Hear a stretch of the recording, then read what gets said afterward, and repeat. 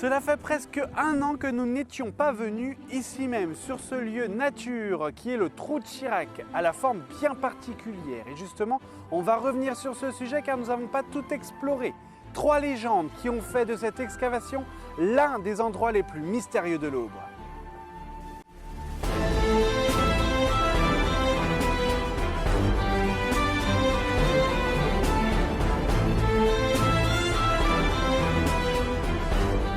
J'avais presque répondu à cette énigme sur cette forme particulière. La théorie la plus probable serait ces pierres crayeuses qui auraient servi à la construction de la cathédrale.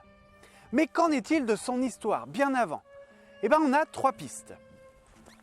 Alors il y a fort longtemps, lorsque les moines parcouraient la France entière pour vendre leurs produits locaux, il y avait aussi une autre mode, celle des brigands qui pillaient les simples badauds jusqu'aux commerçants dont les moines. Et on va en suivre quelques-uns qui ont l'air bien pressés, car ils ont en leur possession un trésor dit inestimable et personne ne sait ce qu'il contient. Donc ça peut être une simple relique jusqu'à un objet magique, personne ne le sait. Alors au lieu de se le faire voler, ils ont décidé de le cacher. Et longtemps, on a pu lire dans les médias que ça se situait autour du trou de Chirac. Ce qui est faux, c'est à quelques kilomètres de là, entre Montgueux et la Grangerée, entre un bassin et un terrain de motocross.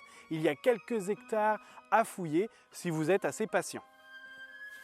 Passons à la deuxième légende, et cette fois-ci, elle est assez dramatique. Nous sommes en période moyenâgeuse toujours, et sachez, sans surprise, qu'il y avait beaucoup de superstitions. C'est pourquoi il y avait une véritable chasse à la sorcière dans toute la France. Et l'Aube n'a pas été épargnée, ce n'était pas un refuge pour ces êtres inhumains.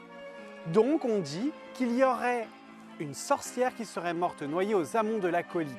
Alors si des fois vous vous baladez autour du trou de Chirac et que vous entendez des rires ou que vous voyez des choses inexplicables, c'est peut-être la sorcière qui vous envoûte et qui demande qu'une chose, se venger. On termine notre parcours des 3 légendes avec la dernière et surtout la plus célèbre, celle de Clotilde et le dragon. Alors je vous en avais parlé très rapidement dans le premier épisode, mais il est vrai que cette histoire pourrait être le prochain Disney tellement on peut ressentir l'esprit chevaleresque. Alors je vous laisse imaginer derrière moi une colline surmontée d'un château. Et ce château est détenu par un riche seigneur, veuf, accompagné de sa fille Clotilde. Et ils vivent des jours paisibles dans un lieu qui, je pense, devait être magnifique. Mais comme toute histoire, il faut un petit peu d'action. Et la petite Clotilde, qui vit les derniers jours de son adolescence, rêve d'action, de fun, de folie, bref, de vivre une véritable histoire d'amour. C'est pourquoi elle va se rapprocher du comte de Champagne, Thibaut, qui semble être un bon parti.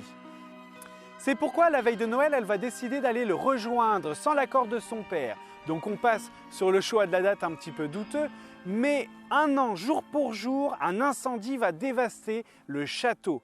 Le feu était si intense qu'on le comparait à celui de l'enfer. C'est pourquoi l'évêque de Troyes va venir ici pour exorciser le lieu. De cette démarche va en sortir un dragon qui va trancher les nuages et disparaître à jamais. De cette légende va en sortir des théories, dont une où il stipulerait qu'il y aurait une pierre où on pourrait voir passant prier pour la pauvre Clotilde. Alors bien évidemment, cette pierre n'existe pas, il y a eu juste des modifications données par le temps. Quant à nous, on se retrouve la semaine prochaine pour un autre mystère de notre patrimoine au bois. À très bientôt.